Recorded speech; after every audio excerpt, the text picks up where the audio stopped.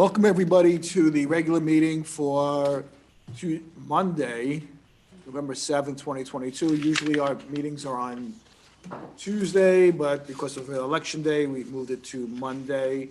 Can we rise for the Pledge of Allegiance? Pledge allegiance to the flag of the United States of America and to the republic for which it stands, one nation, under God, indivisible, with liberty and justice for all. The first item on the agenda is a public hearing. And that public hearing is to consider proposing an amendment to include a program regarding the operating permit. So I need a motion to open the public hearing. Is there a motion to do so? Trustee Rosen-Asher, second trustee Taylor, all in favor. Public hearing is now open. I just want to go back. I know that I may have said this during the workshop, but trustee Patino is excused from tonight's meeting. So the public hearing regarding the operating permits is now open. Laura Lee, can you, or is that Melissa? No, I've been working with Dan Romer. Okay. The state requires by law that you have a program for issuing operating permits for various buildings and also facilities that are engaged in particular operations of sorts. That's what this is. So it just requires some inspections and the issuance of a permit for things such as the storage of combustible gas, the welding shops, your shops that may be using spray paint to do body shop work that could be combustible. So these are all listed in the uniform New York State Uniform Code and the regulations, and it's a mandatory part of your enforcement program. And so Dan had asked me to just be sure that we formalized it based upon recent guidance that had been issued from the department required for code enforcement. Okay, and so Dan is here, but I did speak with him earlier, and he had no comments, negative comments, or any changes or suggestions to the introductory law. Okay, and I know that in our statute, we also, as you indicated, we mentioned what those would be. I think they're itemized in subsections A through N, like you were saying, hazardous materials, operations that produce combustible dust, flammable or combustible liquids, and it just goes on to what is covered under these operating permits. So does the Board of Trustees have any questions or comments regarding this?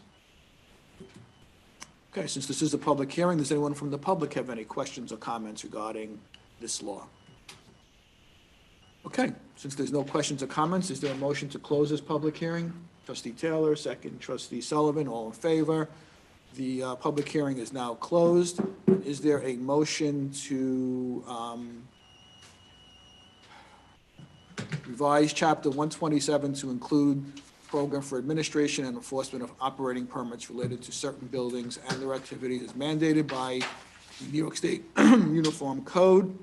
By doing so, we will be declaring ourselves as the lead agency, I believe, on the SECRA and adopting this law. So is there a motion? Trustee Taylor, second trustee Casal, all in favor, and the law is hereby passed. Thank you, Dan, and thank you, Laura Lee, for that. Next, we're going to have a presentation on the agreement between the village and the Housing Action Council and Habitat for Humanity for the support of funding for accessory dwelling units. And who's going to make that presentation? Tiffany Zazula should be online, and I think Donna has. Yeah. There we go. Okay, And Donna, why don't you take? Yeah, I'll start, and then Tiffany can come in. Tiffany Zazula approached the Affordable Housing Task Force with a potential opportunity to get in on some funding that was being sought by Habitat for Humanity and the Housing Action Council. Since we have an ADU law, we would qualify for this. And essentially, these two not-for-profits are seeking funding from the state to help people create accessory dwelling units in their home, or to convert them, or to legalize them, whatever. And the requirement for the fund is that a not-for-profit works with municipalities to implement this. And they did ask Dobbs Ferry to be a part of this. From what I understand, it won't cost us anything. We are not obligated to anything, but it will help solve some of the issues that came up when we were adopting the accessory dwelling unit law. And, you know, people who really need these units can't afford to build them. People who have illegal ones can't afford to convert them. This program will help people who are income eligible, maybe Tiffany can talk to that a little bit, who are income eligible to apply for these funds to create more accessory dwelling units in the village, so. Tiffany, welcome. Can you just tell us who you are and who you represent? I know about 1,000 years ago, I took the affordable housing class at Pace, and it was really informative, and we actually got on a bus and drove around to a few places in Westchester. So I have a familiarity with what you're doing, but just for the benefit of the public, just let us know who you are. Sure, what you're all about. sure, and thank you. Good evening. My name is Tiffany Zazula. We can't hear you. Uh-oh. I don't know why that is. Can you hear me? I hear you, Matt. No. Can the board hear me? Oh, okay. So the board can't hear the Zoom people. We've been working with the company to try to get the microphones fixed. We can't hear Matt either. Wait, did we turn the microphones, remember we turned them off? Does that make a difference? It's not the microphones, it's the speakers. Oh. No. Probably. We can't hear them because it's on our side, it's not on her I side. think they muted it, is the Whatever problem. the audio input into the system, either through Zoom or otherwise, is probably turned off or disconnected or something. Yeah, we're think they working can on hear trying us. to replace a piece of the microphone, and it's been a process. Can, does You have to take off your background, Matt, we can't see the note. does Tiffany Fading have into the the phone background. number? Wait. Oh, okay, let me try that. Tiffany, perhaps you could try dialing into the Zoom meeting. Perfect. So Tiffany's going to try and dial into the Zoom meeting. That may solve the problem. That's not going to solve it. If the not telephone gonna audio solve- is working. No, it doesn't, Matt's saying it will not solve the problem. No, we can hear That's her. why he was on the phone, but you can hear. Okay. We could hear you, is that what you're saying, Matt? But No, we No. can't hear you, Matt, but you could hear us. Yes, and we can hear Tiffany. This is sign Yeah, language like for there's yes, something, we're hearing and this something. is sign language for no. Matt, can you put it, is there a chat function? Go ahead. Can you Tiffany. hear us now? Yes. Okay. I thought I was going to have to write out my remarks and hold them up.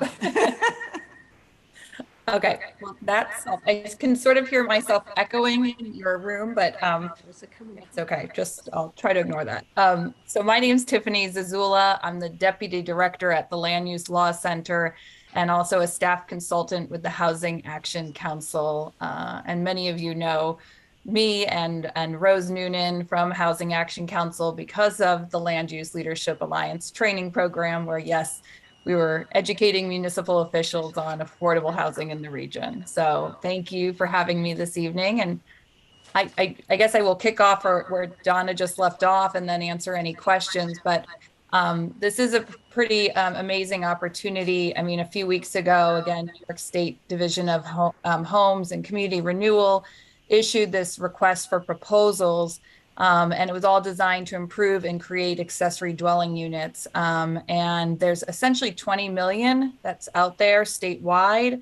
And as you know, Housing Action Council is partnering with Habitat and sort of using our relationships and our skills to, apply for this program.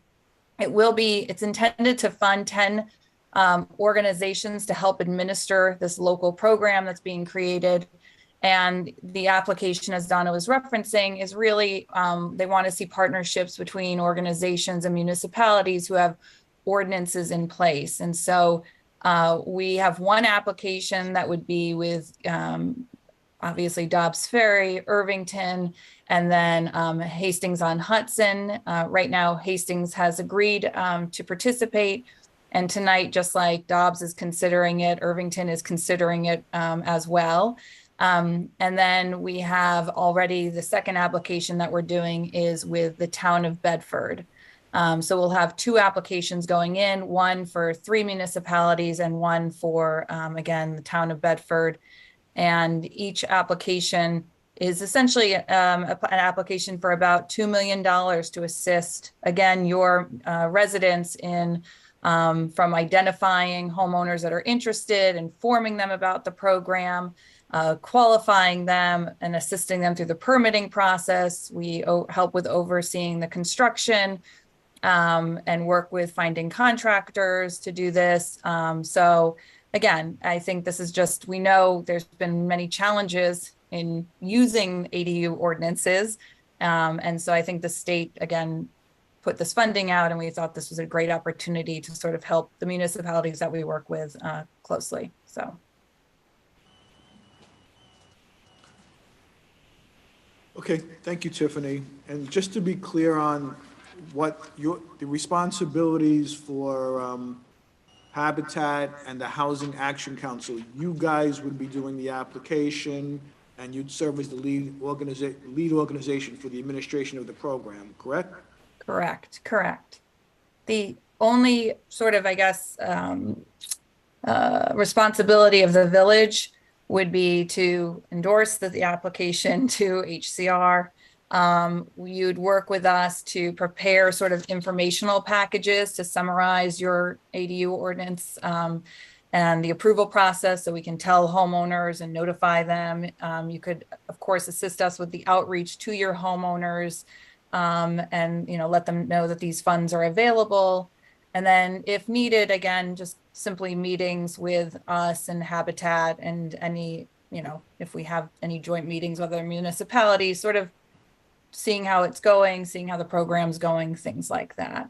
So, and then of course, it's up to the municipality to approve and permit the ADU when the time comes, but that's part of the local permitting process in and of itself.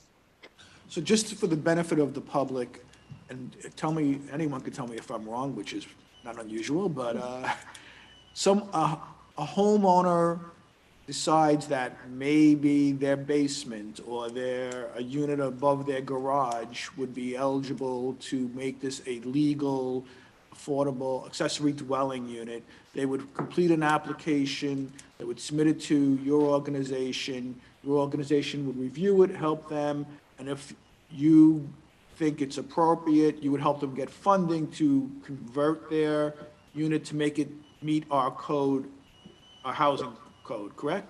Correct. They'd be working directly with us, and we'd be part of actually the construction process. So the funding does go towards some of that full process as well, so construction as well, so. Okay. I don't have But any- yes, correct. Everything you said is correct. Oh, that's nice to hear. I was correct. Everything I said.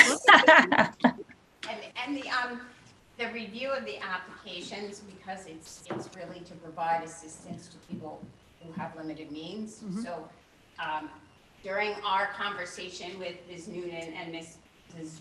Bula, they indicated that it's based on the AMI. So the qualifications are quite high because we're in Westchester. So we don't have to fear that this would be limited in its applicability based upon, you know, any demographics at all, because it really is designed to help people create or legitimize or bring things into compliance, and it meets the goals of the legislation that you passed. Right, so maybe you or Tiffany can very briefly touch upon that AMI and what that means and what that would be in Westchester County. Tiffany? Do you want me to? Right. So, so again, correct.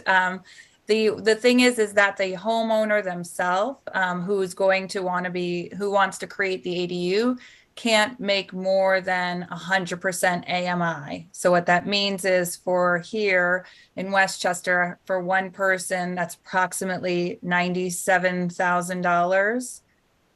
For a two-person household, it's about $110,000 more or less. So That means what exactly? That those people earning that amount can, up to that amount can apply? Can apply, yeah. correct.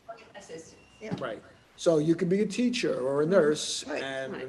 Or a senior citizen. Or a senior citizen. Yeah. Retiree. Which was the targeted audience that you were looking for, so Right. people could age in place and create this additional income stream. And this will also help, the other half of the equation was that there already are existing ADUs that were May not not to be safe, code, yeah. and Yeah. the fear was that, those are dangerous, and so this will help those people to do that, to get it up to code and get it fixed up. Yeah, and at some point, we might want to discuss an amnesty period for people to get those illegal ADUs conforming. This So- sounds like a great opportunity. Now, I don't know if Rob Blaine, or if you want to have Rob Blaine speak, Wait, if he's Matt on the has- line. Oh, he's here. He's actually here. Okay. I can't see him. so- Matt, Matt, go ahead, Matt. Matt, you're on mute. you're muted. I know it's strange with the wall guy coming in. So for the AMI, in the case of somebody who is legitimizing an illegal ADU, does the income that they are currently making from the illegal ADU go into the AMI? It would be based upon tax records, et cetera, would have to be reviewed, so, yeah. It is income based upon, records available. Okay. Because that does strike me as people, might be below the income level before that, and that would prevent them from legitimizing it. Whereas somebody who makes exactly the same wage income might be able to then put an ADU in with the benefit of this program and then make more than the AMI by virtue of the rent that they receive. So is there any flexibility at all in that for legitimizing illegal rental units? Program to qualify for assistance For grants. to get through the process. So You if the could build a unit. if the grant money is funded, and Tiffany and Rose Noonan and their organizations can create this program to benefit the local residents, then they'll be doing all of the reviews subject to the standards and as you would with any affordability question. But Tiffany or Lori Lee may get to correct one of us, but correct me if I'm wrong, that this AMI standard presumably is from the state. It's not something that we're putting in place. No, That came, That's how it goes. yeah, right? That's it. correct. No, Yeah, I'm just from the state. noticing a So flaw in it. It's not negotiable that we No. could somehow change that rule. No, I'm just noting that there is an impediment built into it potentially to doing something that we very much want to do, which is legitimize currently illegal ADUs. So Matt, I don't have a great answer right now for you on it, but part of when we do receive this funding is we have to be the ones creating sort of that process, and understanding I guess what are all the steps that we're going to have. And I think that's something we'll be doing in collaboration with the state as well and all of you. So I think that's a legitimate point, I guess, is what you're right. Yeah, certainly. Thank you. So Not correct, but legitimate. yeah. That's all he needed. So, any other comments from the board? Okay, Did Rob want to say something? I don't know, so that's what I'm just gonna get at. So, we could close the presentation and then put this on for a vote, but, but because courtesy, and I don't want to wait for courtesy of the floor, so if anybody is here to talk about or has a question about this law, this proposed law, It's not a law. It's it's a resolution approve, the memorandum of understanding. Right. If anybody has a question about that, we could do it now instead of courtesy of the floor, so come on up, My name is Susan. come on up There. to the mic. Yeah.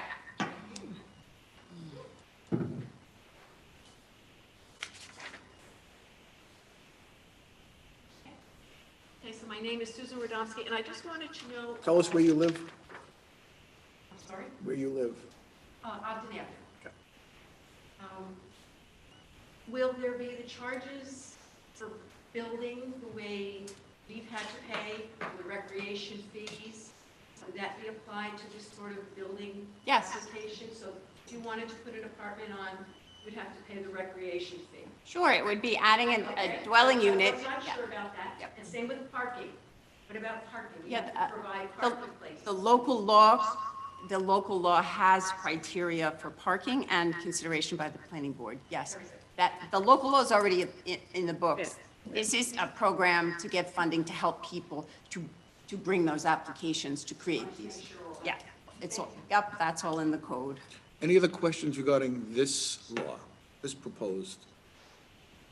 Okay, so let's move forward on it then. So, is there a resolution to authorize the execution of a memorandum of understanding between the village and the Housing Action Council and Habitat for Humanity of New York City and Westchester to support the Housing Action Council and Habitat's proposal for funding accessory dwelling units? Trustee Cassell, second. Trustee Rosen Asher, all in favor? That passes unanimously. Thank you, Tiffany. Thank you, Tiffany. Thank you, Tiffany. And thank you, John. Thank you. I hope to work with everyone. Thank you so much. Have a Thanks. great evening. So now we're going to move to courtesy of the floor. Before we get up and do this, I just want to remind people that if you're talking about cannabis, we're going to schedule a public hearing for that for December 13th. You'll have plenty of time at that time to make your comments known. So whatever you say today, You have to repeat. you have to just repeat it on that date, so it'll be better to wait until that date. Number two, if you have a question or comment about parking, we're going to discuss at the next meeting as well, more further about the parking, but you're certainly welcome to talk about it now as well. Remember, your comments are limited to 3 minutes, and, Stop the clock.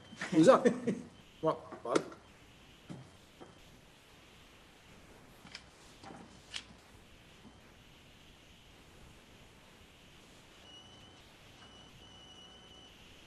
Bob Radomski, Ogden Avenue.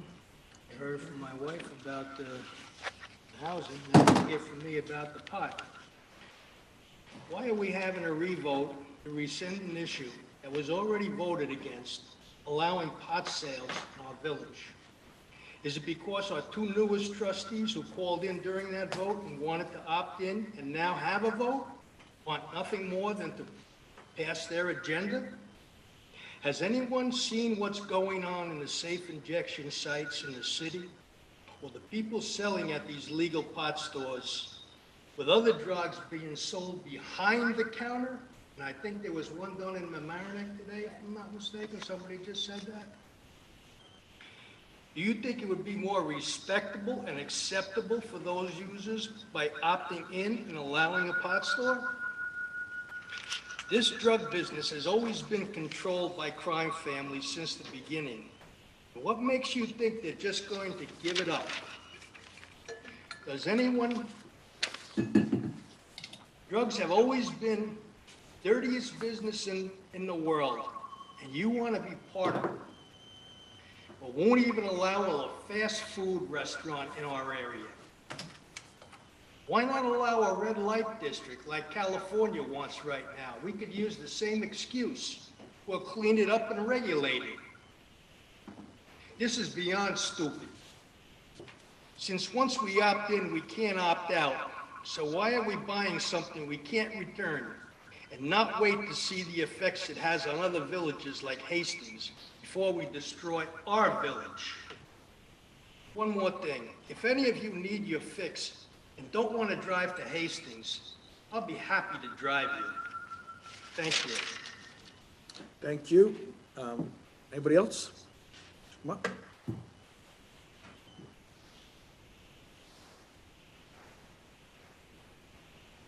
Hi, my name is Lisa Bai, 63 Ogden Avenue. And the first thing I want to do is thank you all, because I know this is a very sensitive subject on cannabis, opt-in, opt-out, licensing, and I do appreciate all the hard work I know all of you are dedicating to this topic. I did want to mention that, I've shown up here from time to time with my ideas, some opinions, but I have never shown up with a pitchfork or a torch. And I haven't seen anyone do that either. The other thing I wanted to mention, if you would be so kind as to consider not hiding or manipulating the no regulation situation. There were no regulations last year. There continue to be no regulations this year. I respect that, but I don't understand why we would not share that with the public. Depend on all of you to represent us. Thank you. Thank you. Next.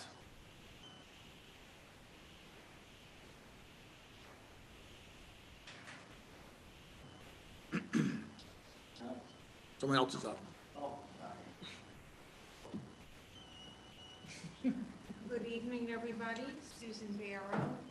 I live on Beacon Hill Drive. I grew up in this village.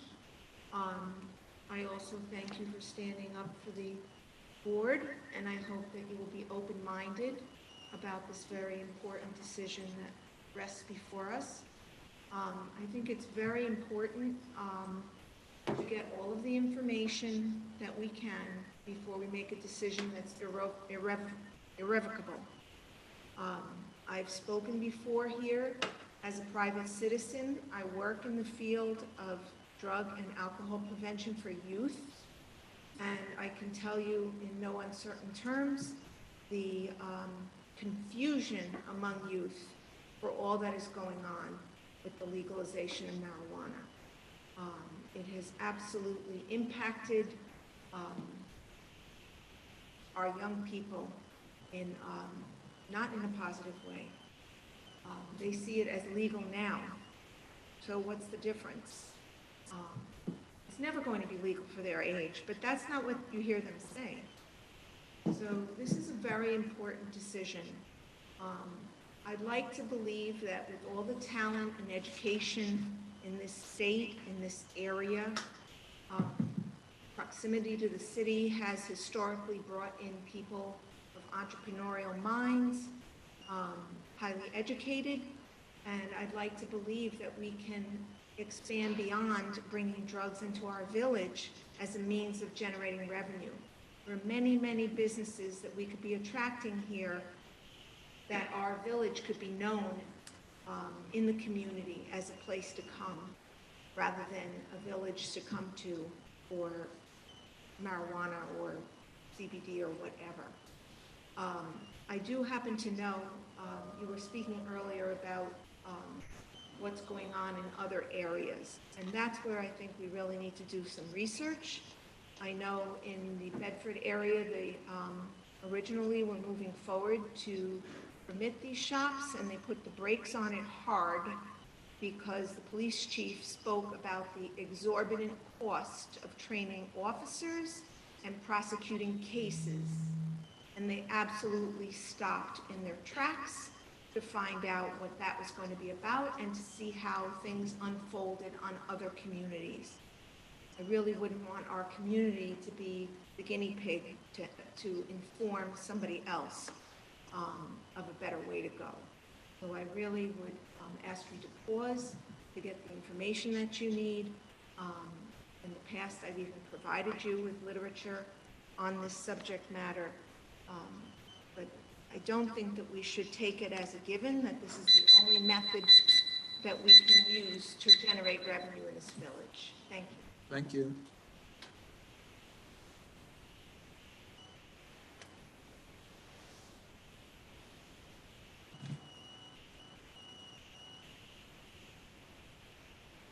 Frank Carnes, 126 Palisade Street. I would just like to make a recommendation that on the 13th, that we try to move this meeting to a larger space because I'm expecting a lot more people. And if we want everyone to be heard,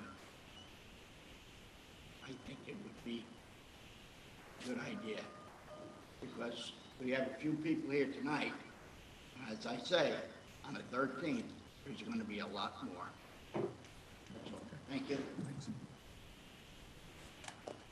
Anybody else? Anyone else? Okay. Like I said, we're going to have a public hearing on this. People can talk about it. Is there anybody online? Okay, so courtesy of the floor is now closed. Vinny, if I may, I just wanted to quickly address Lisa. I was not implying that we should not be transparent. I was trying to say that we shouldn't make that one thing central to the argument. I'm sorry if I was misinterpreted or wasn't clear. Okay. So that moves us to the resolutions, and it is consider a resolution to schedule a public hearing on December 13th, 2022 for rescinding the cannabis opt-out. As I indicated before, it will be a public hearing. Everyone will be heard on the issue as to any, whenever we do a public hearing, everybody does have the right to be heard, and everyone will be heard. So is there a motion to schedule a public hearing for Tuesday, December 13th at 7:30? Trustee Rosen-Asher, second. Trustee Rosenberg, all in favor? That passes I unanimously. want to do it earlier. Earlier I in the want to day. do it earlier. I'm saying, I mean, I think that the gentleman made a good point, that it's a topic that's going to draw a lot of people on both sides. And Earlier in the day. so to take it early, you could just have it earlier than 7:30 to give everyone an opportunity to speak and not have to stay here till 11 o'clock. But also, and to also be clear, if we need to adjourn the hearing, Right. I assume, Mr. Mayor, so everyone could be heard, we could do that and continue the meeting at the next gathering. Yeah, 'cause right now you have a work session scheduled for 6:30 to 7:30, and then your public hearing would start at 7:30. Well, we could do away with the public hearing, the public workshop that day. The workshop, yeah. What do we want to do? What's the consensus? Make it for 6:30? It's just a suggestion. I'm just, No, I agree that I We think need it's to correct. make sure It's that gonna we be a allow enough popular- time for people to share their thoughts. Okay, so let's do that. So let me amend that to reflect that the public hearing will be held on Tuesday, December 13th at 6:30, or as soon thereafter as the matter may be heard on that day. Do I need to do a re-vote on that, Laura Lee? I would ask for a motion as revised and then take a vote on the revised resolution. Okay, so is there a motion as is revised, to make it on Tuesday, December 13th at 6:30? That's probably. Trustee Rosen-Asher, second. Trustee Rosenberg, all in favor. Meeting is now going to be held at 6:30. And everybody will be heard. Okay?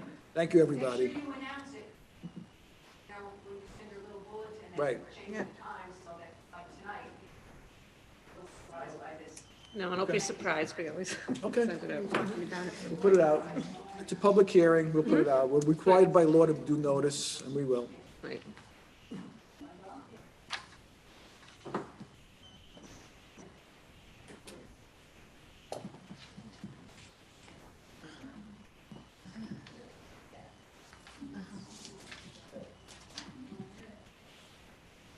You can stay. You can stay.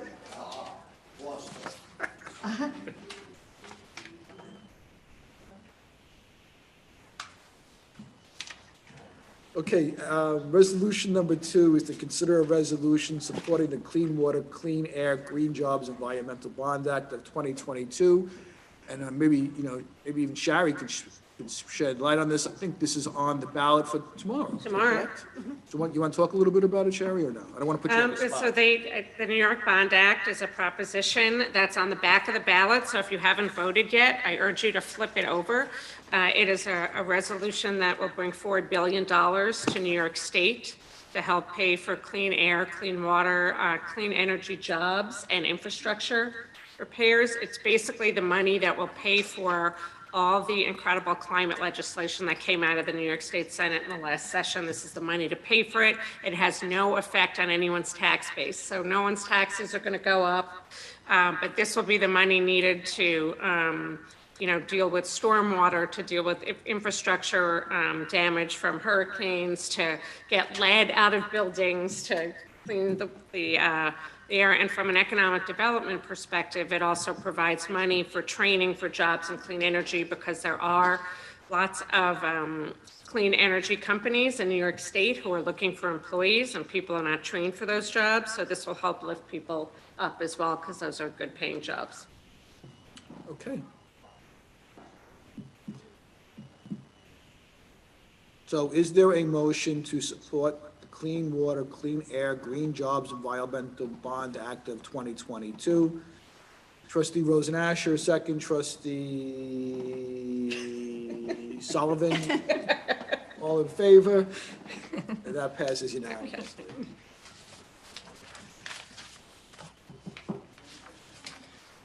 Okay, is there a motion to approve the audit of claims as submitted and recommended by the village treasurer? Jeff, is there anything unusual or different about this? Nothing unusual.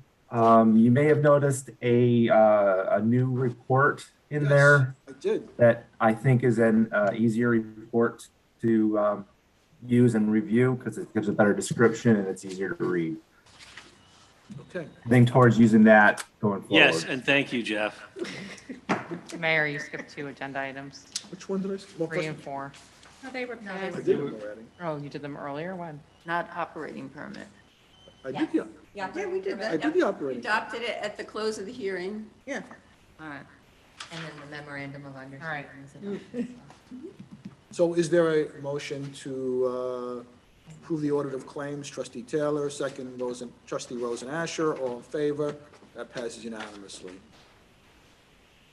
So just want to make clear, I did that. I think it's confusing for the clerk, for Ms. Draper, when you do it after the thing, when then it's on the agenda later. That's why. I know. Yeah. I apologize for that. But I believe I did them all. Okay, let's do trustee liaison reports and announcements. Trustee Sullivan, do you have anything? I do not. Okay.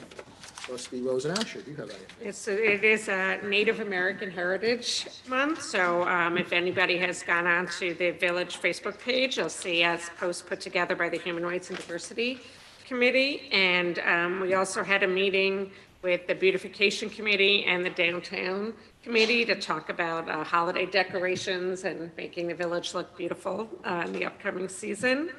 And the Chamber had their event on Saturday, which unfortunately I missed, but I heard it was fantastic, so I'm hoping they'll do it again. Yeah.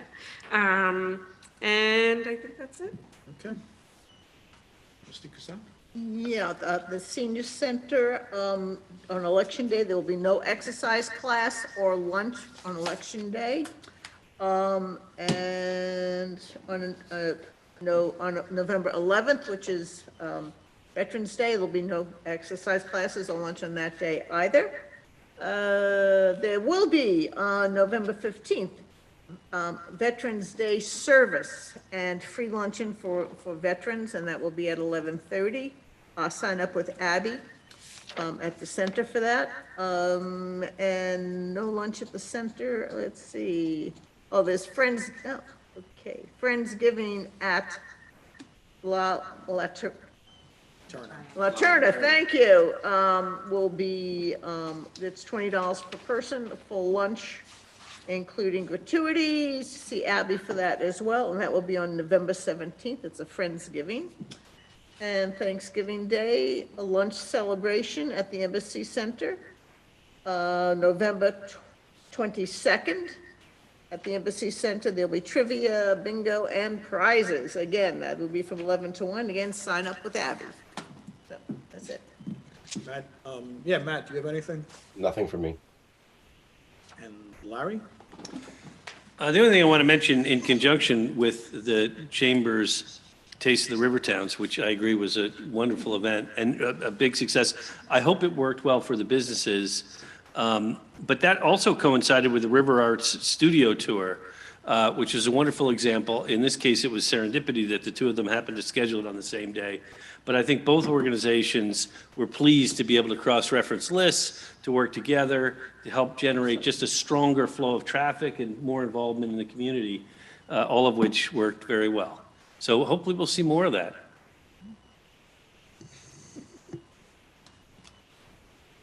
And don't forget to vote. Thank you.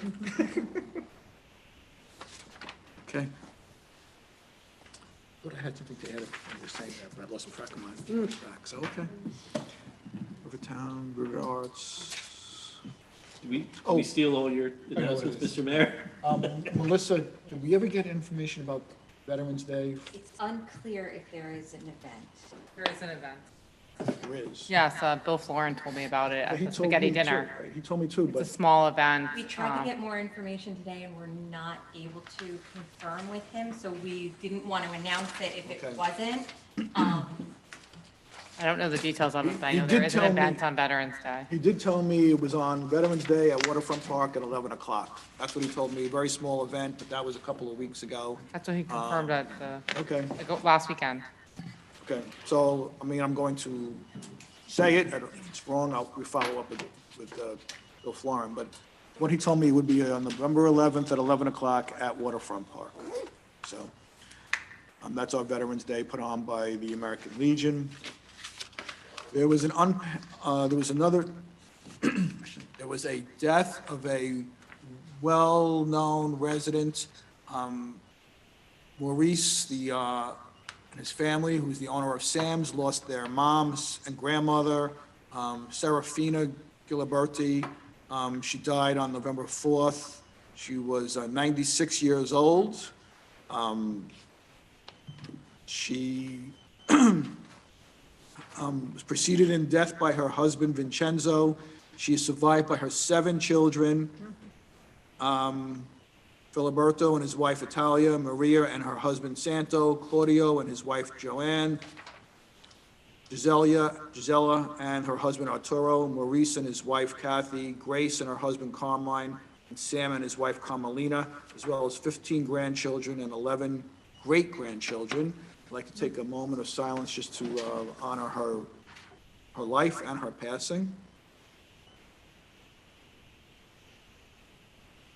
Again, our hearts go out to the family, and if there's no further business, is there a motion to adjourn tonight's meeting? Trustee Rosen Asher, second. Trustee Taylor.